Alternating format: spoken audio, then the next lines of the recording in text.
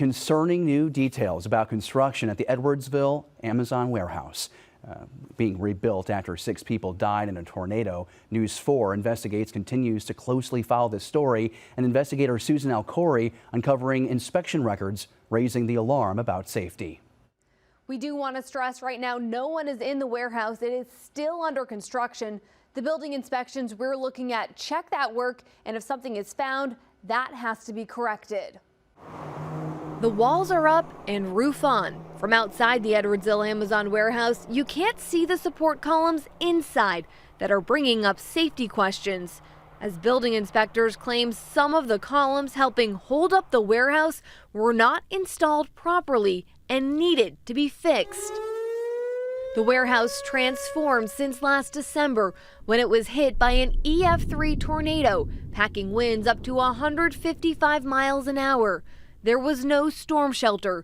Dozens of Amazon employees took cover as walls collapsed around them.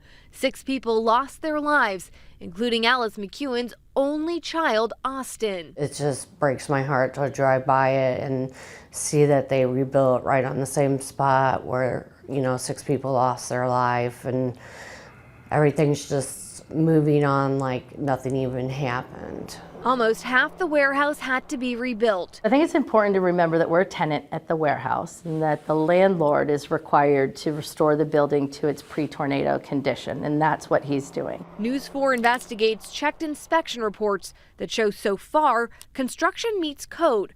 But this report notes nearly a dozen structural columns had either loose or missing anchor bolts.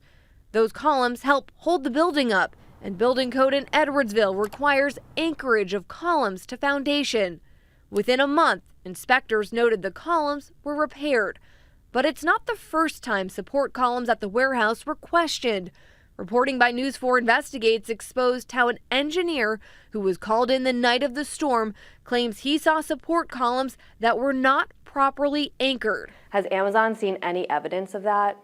We had our own investigation that's still very much a topic of discussion internally, so it really wouldn't be appropriate for me to get into the details of it.